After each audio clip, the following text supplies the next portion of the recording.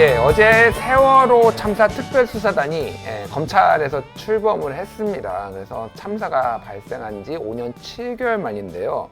검찰은 어떤 정치적 고려도 하지 않겠다. 그리고 백서를 쓰는 심정으로 낱낱이 모든 의혹을 들춰보겠다라고 했습니다. 이런 검찰을 바라보는 각계의 시선들이 있을 겁니다. 세월호 가족분들도 계시고. 그런데 이 세월호 문제와 관련해서 가장 깊숙하게 이 문제를 개입하고 있고 또 잘 알고 계신 분을 좀 모셔서 이런 전반적인 이 상황에 대해서 좀 얘기를 들어보고자 모셨습니다. 사회적 참사 특별조사위원회 사무처장 오지원 변호사님 나오셨습니다. 오 변호사님 안녕하세요. 안녕하세요. 반갑습니다. 제가 사실은 오 변호사님을 개인적으로 이제 알고 있어요. 예전에 방송을 같이 해가지고. 네. 그래서 되게 근데 오랜만에 한 1년 만에 뵌 것 같아요. 그죠? 진짜요. 진짜 네. 오랜만에 뵀는데 그동안 고생 너무 많이 하셨나봐요. 아, 그런가요? 너무 좀 힘들어 보이세요, 지금. 저 사실 일하다가 뛰어왔거든요. 아, 진짜. 네. 저희 방송을 위해서 네. 오 변호사님이 굉장히 뭐라고 해야 되나? 이렇게 재밌으신 분이에요. 맞아요. 정말 재밌으신 네네. 분인데 사실은 이 세월호 이 참사나 이제 가습기 살균제 문제의 피해자분들을 맨날 보셔야 되니까 이게 이렇게 또 피해자분들을 만났는데 맨날 웃을 수는 없잖아요. 네. 그러니까 그게 저번에 좀 힘들다고 그런 말씀도 사실 하신 적이 있으세요. 네네. 예. 그러니까 반갑습니다. 일단은 사회적 이 참사 특별조사위원회가 뭔지를 잘 모르시는 분들도 있어요. 네. 이게 왜냐면은 위원회가 너무 많아. 맞아요. 대한민국에 무슨 위원회가 너무 많아서 네. 이게 뭔지 좀 설명을 좀 해주시죠. 아, 네. 저희 그 사회적 참사 특별조사위원회는요. 세월호 참사와 가습기 살균제 참사, 예. 그 양 참사의 진상 규명, 그다음에 그 정책적 대안으로 안전한 사회를 위한 정책들, 그다음에 피해 지원이 제대로 됐는지 점검하고 대안을 마련하는 일, 그런 것들을 하는 곳인데요. 예. 그 시민단체로 잘못 알고 계시는 분들도 계신데 시민단체가 아니고 국가 예산을 쓰는 독립국가조사위원회입니다. 아, 그렇군요. 예. 이게 그러면은 언제까지 설치된다라고 기한이 정해져 있는 건가요? 네, 저희가 법에 조사 개시 일로부터 2년, 그러니까 원래 1년이었고 1년 연장해서 예. 2년까지로 돼 있고 종합보고서 작성하는 기간이 있어서요. 예.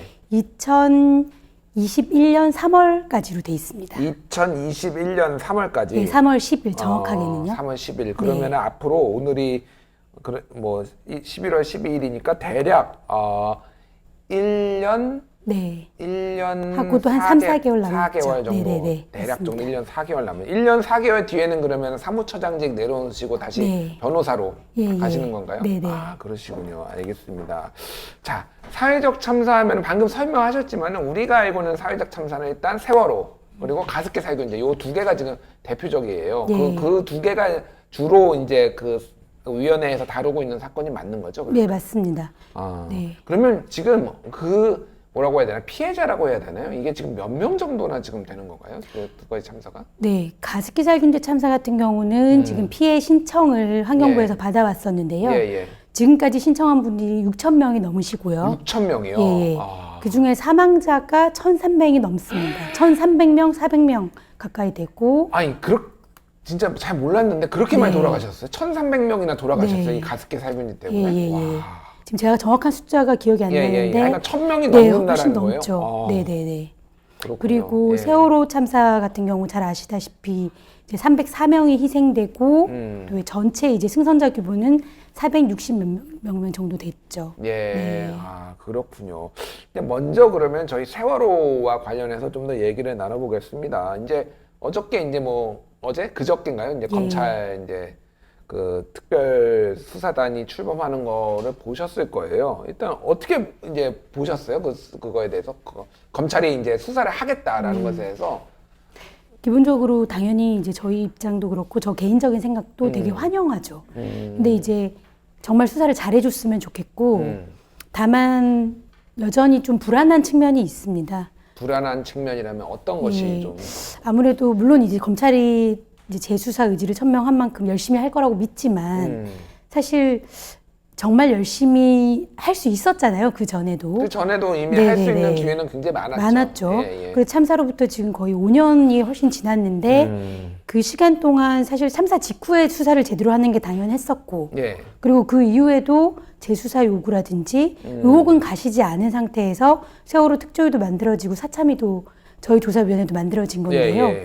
그 과정에서 사실 검찰이 의지가 있었다면 충분히 뭐 다른 수사, 인지수사 하듯이 할 수 있었을 거라고 생각합니다. 근데 이제 지금까지 안 해왔었기 때문에 혹시 이번에도 좀 뭐 잘 안 되거나 좀 약간 흐지부지 끝나지 않을까 이런 우려들이 많고 저는 이제 부디 그러지 않기를 바라는 마음이죠. 알겠습니다. 네. 일단은 뭐 수사에 착수를 하고 지금까지 모든 의혹을 낱낱이 해명하겠다라는 검찰의 어떤 입장에 대해서는 뭐 환영을 하지만은 네. 흐지부지 되지 않을까 이런 걱정을 하시는 것 같은데 일각에서는 뭐 이 윤석열 검찰총장이 어떤 뭐 위기를 탈출하기 위해서 세월호 뭐 수사 카드를 꺼내든 거 아니냐 뭐 이런 이제 뭐 해석들 정치적 해석이라고 해야 되나 이런 것들도 있어요. 그럼 어떻게 네. 보세요? 그럼 그런 얘기에 대해서? 사실 저도 이제 언론이나 아니면은 뭐 SNS에서 그런 글들을 많이 봤는데요. 예, 예. 솔직히 좀 저는 마음이 너무 불편하더라고요. 제가 이제 피해자분들을 지원한 지 오래돼서 그럴 수도 있고 예, 또 예. 한 시민으로서도 검찰이 어떤 수사를 한다고 하는데 그런 의심을 받을 정도로 검찰이 불신을 받고 있다는 거는 참 심각한 문제라고 생각이 되거든요.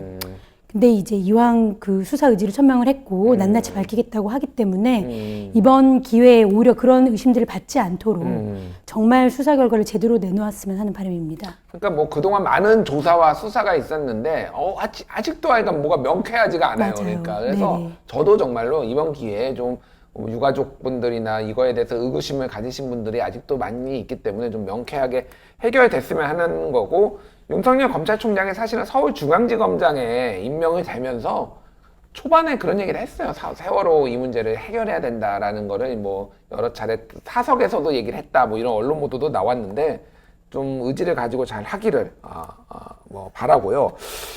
특수단, 세월호 특별수사단에 이제 부장검사 2명, 그리고 뭐 평검사 5명에서 7명의 검사가 들어가고, 뭐 해서 네. 제법 규모가 작지는 않은 것 같아요. 거기에 좀 저는 눈에 띄었던 게 과학고가 2명이 들어갔다라고 하는데, 아니, 과학고가 들어가면 과학 수사를 좀 더 잘 하나요? 네. 좀 어떻게 보세요, 그거에 대해서?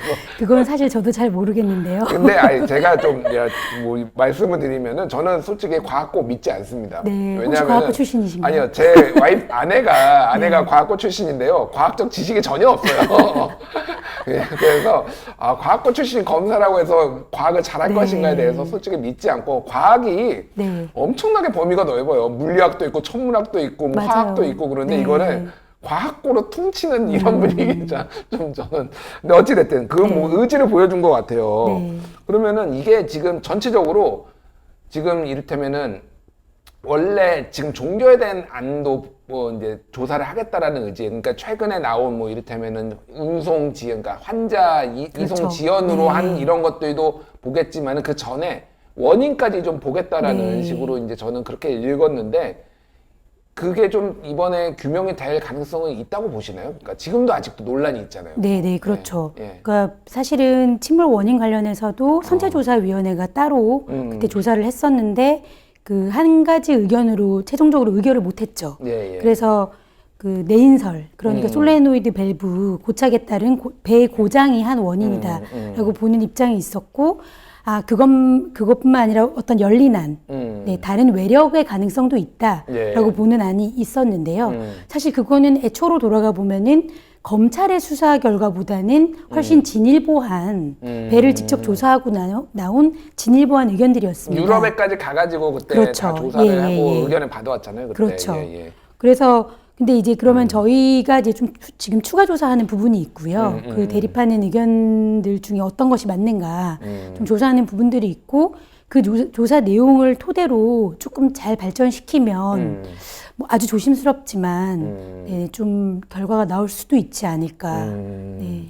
알겠습니다. 좀 모르겠어요. 그러니까 뭐 일각에서는 이제 음모론이다 그런 얘기도 나와요. 이를테면은 뭐 다트로 뭐 일부러 뭐 네. 침몰시켰는 게 아니냐 뭐 이런 네네. 얘기도 있었고 뭐, 다양한 뭐 얘기도 여러 있었죠. 가지가 다양한 얘기가 있었는데 이번 기회에 사실 근데 이거를 검찰 수사에 우리가 또 전적으로 의존하는 것도 좀 이상한 것 같아요. 그거는 네. 뭐 자체적으로 뭐 사참이나 뭐 이제 뭐 선체조사위원회에서 좀 진실을 밝혀줬으면 좋겠고, 요거를 좀 여쭤보고 싶은데, 지금 검찰에서 보겠다라는 수사의 범위가 사실은 이제 뭐 수사 그 당시에 침몰의 원인도 있지만은 그 이후에 이 사건을 조사하는 것에 대한 외압들 이런 것도 그렇죠. 있잖아요. 그러면은 필연적으로 지금 당시에 법무부 장관이었던 황교안 현 자유한국당 대표에 대한 조사가 이루어져야 되지 않을까 추정이 되고 있고, 세월호 유가족들은 지금 고소하겠다고, 고소고발하겠다, 국민고발단을 모집하고 네. 있는 상황이에요. 근데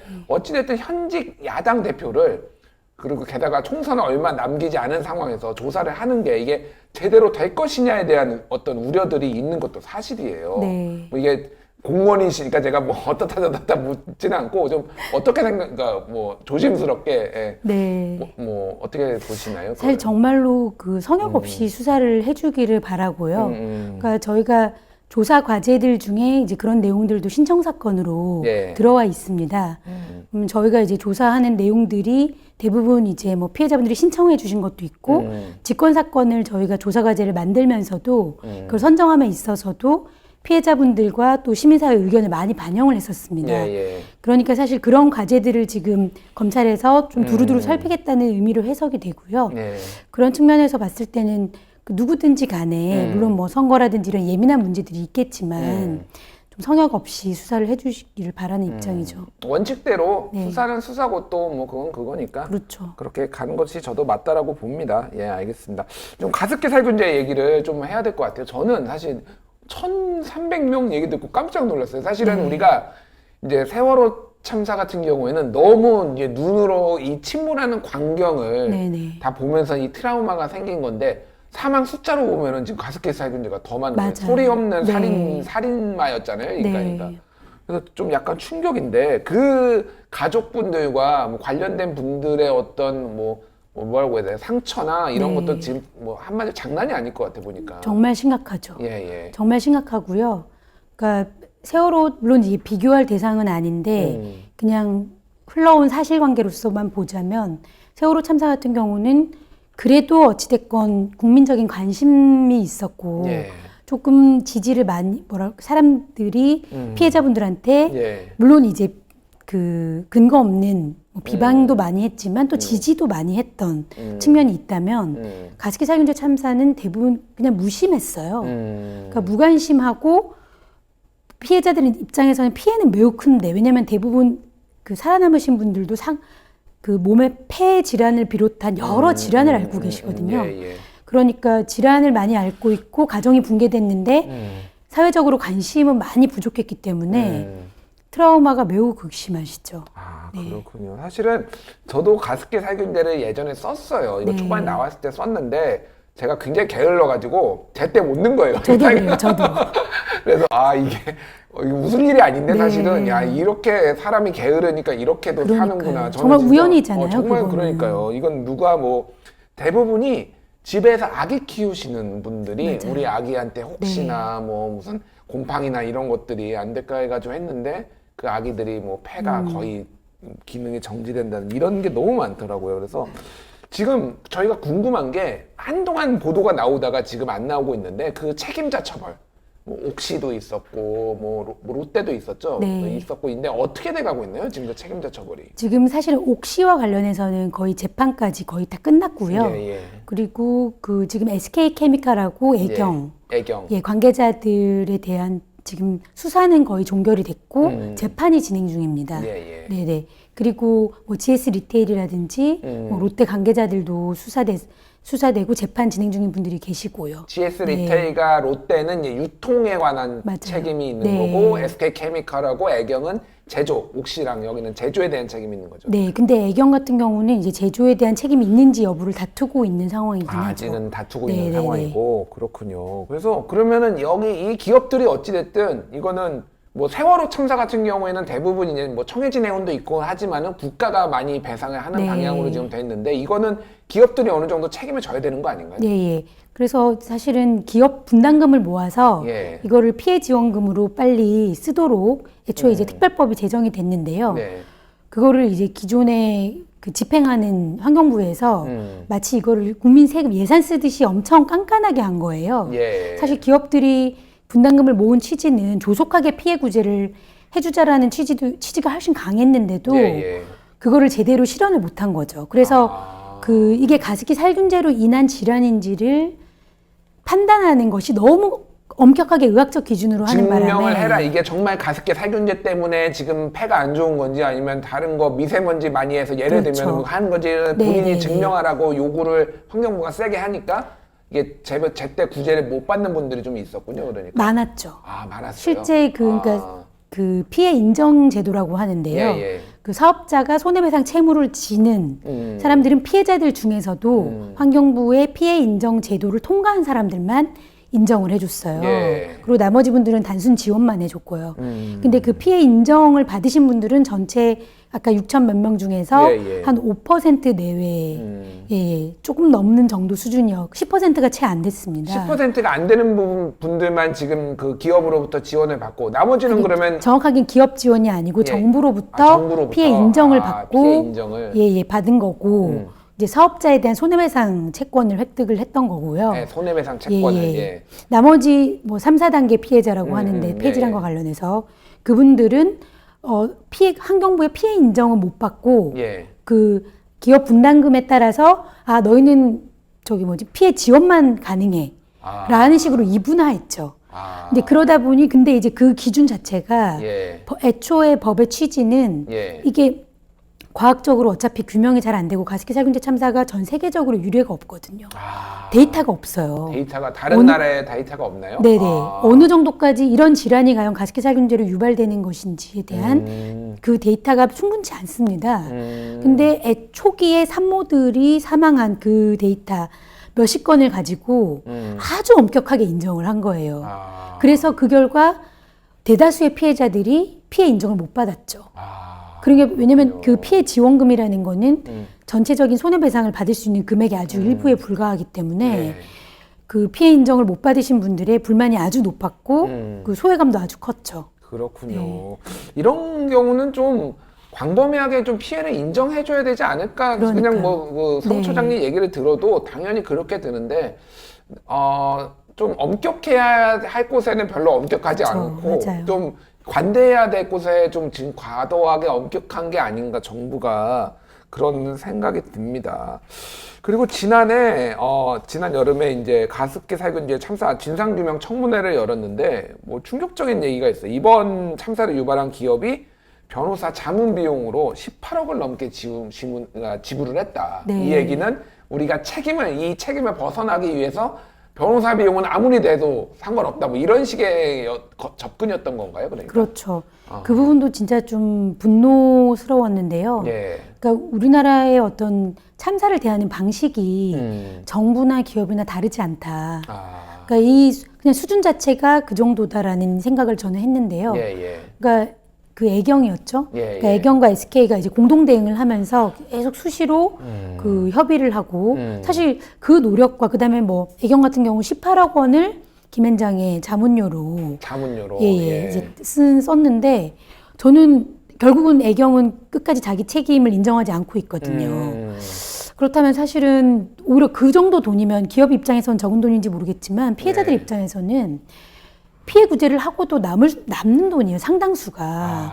거기다가, 왜냐면 경미한 피해자들도 꽤 있고, 그 다음에 애초에 기업이 만약에 참사에 대해서 조금이라도 책임지는 자세, 사회적 책임이라도 지는 자세를 보인다면은, 사실 그 정도 자금이면 저는 진짜 상담사를 고용해서 그 제품으로 인한 피해자분들을 일일이 만나러 다니고 사과하고 하는데 드는 노력으로도 충분한 돈이었을 거라고 생각이 들거든요. 근데 그 돈을 오직 그 책임을 면하는 데만 사용했다라는 점에서 매우 착잡했습니다. 그러게요. 저도 지금 착잡합니다. 어쨌든 아무리 기업이 이윤을 추구하더라도 근본적으로 사람이 있고 기업이 있는 거고 기업인데도 사람이 돼야죠. 정말 해필 왜 로펌만 그렇게 항상 이런 사건에 전 등장을 하는지 그것도 참 의문입니다. 어찌됐든 고소당할까봐 제가 구체적으로 얘기는 하지 않겠습니다. 자, 사회적 참사 특별조사위원회 앞으로 계획에 대해서 뭐 아까 전에 2021년 3월까지 이제 뭐 활동은 정해져 있고 앞으로 뭐에 더 주력할 것인지에 대해서 말씀을 좀 해주시죠. 네, 저희가 지금 직권조사 과제로 51건 정도가 있고요. 예. 그 외 피해자분들이 신청해 주신 사건도 한 뭐 꽤 있습니다. 예. 그래서 그 사건들에 대해서 이제 조사 활동을 이제 내년 연말까지, 예, 연말 한 12월 10일까지 할 수 있고 그 이후에 이제 종합 보고서를 쓰게 되는데요. 예. 뭐 세월호 참사와 관련해서는 그 사이에 사실은 다들 기억하실지 모르겠지만 그 해경 123 정장의 책임 이외에는 예. 그 징역 3년을 받았었는데 그렇죠. 딱 직접 대응자 이외에는 해경 지휘부도 아무 책임을 지지 않았고요. 예. 그 이외에 더 중요한 부분은 사실은 대응 과정에서 뭔가 뭐죠? 그 국민들한테 잘못된 사실이 많이 전달이 됐었어요. 그렇죠. 예. 그러니까 뭐 그 구조 세력에 대해서 아주 뻥튀기를 한다든지 그런 것들이 보고서가 허위로 작성됐을 가능성이 충분히 있고 예. 뭐 그런 내용들 이런 대응의 문제는 다른 참사에 대응하고도 다 연관되기 때문에 그렇죠. 왜냐면 관행이거든요. 그래서 이런 것들을 좀 더 주력해서 은폐 그다음에 잘못된 대응 이런 예. 것들에 대해서도 조사를 계속 해나갈 예정이고 이제 수사단하고도 긴밀하게 협조를 할 거고요. 가습기 살균제 참사의 경우에는 정부 책임이 지금까지 밝혀진 부분이 없습니다. 그래서 저희가 청문회에서 좀 일부 좀 드러낸 부분이 있는데요. 예. 그 원인뿐만이 아니라 대응 과정에서 공정이라든지 소비자원이나 관련 부처들에서 매우 소극적으로 대응하는 바람에 사실은 그 피해 구제가 빨리 안 된 측면이 많습니다. 그래서 예. 그런 부분들까지 좀 철저하게 조사를 해서 뭐 결과를 꼭 알려드리겠습니다. 네, 일단 우리가 참사에서 교훈이 있어야지 다시는 이런 참사가 되풀이되지가 않는데 우리가 참사는 자주 겪는데 거기에 맞습니다. 맞는 네. 얻어야 되는 교훈들이 제대로 얻어지지 않는 것 같아서 우리 특조위 사회적 참사 특조위 항상 응원하고 정부 쪽에서 싫어하겠네요. 정부의 이 가습기는 특히 과실에 대해서 조사를 하려고 하면은 굉장히 비협적으로 나올 것 같은 공정위 문제가 있죠. 사실은 그런 것도 있는데 그런 것도 잘 해결되기를 응원하고 저희도 지켜보고 뭐 하겠습니다. 마지막으로 질문 하나 더. 남편분 잘 지내시나요? 남편분 근황 좀 말씀해 주세요. 왜 그걸 저한테 물으시는지. 네, 뭐 모르시는 분이 있어서 말씀드리는데 남편분이 오지원 변호사님이 원래 판사 하다가 이제 변호사를 하신 거고 남편분도 판사하셨어요. 그 유명하신 판사고 지금 변호사가 된 이탄희 판사 그 사법농단을 최초로 이제 폭로를 해서 지금 여기까지 이제 오게 된 그 이탄희 변호사님 지금은 이제 검찰 개혁 관련해서 네. 열심히 또 뭐 활동하시더라고요. 그래서 저희 하식스에 한번 출연 요청을 드렸는데 좀 네. 까였어요. 그래서 이 방송을 보고 계신 이탄희 변호사님 다음에는 꼭 한번 저희 방송에 나와주셔서 검찰개혁 관련해서 꼭 한번 말씀해 주시기를 부탁드리겠습니다. 예. 오늘 바쁘신데 정말 바쁘신 분이에요. 근데 이렇게 귀한 시간 바쁘신 와중에도 나와주셔서 감사드리고요. 다음에 또 이슈가 있을 때 한 번 더 또 나와주셔서 또 우리 시청자 여러분들께 좋은 얘기 좀 긍정적 밝은 얘기 다음에는 좀 해주셨으면 좋겠습니다. 지금까지 사회적 참사 특별조사위원회 오지원 사무처장님이었습니다. 감사합니다. 네, 감사합니다.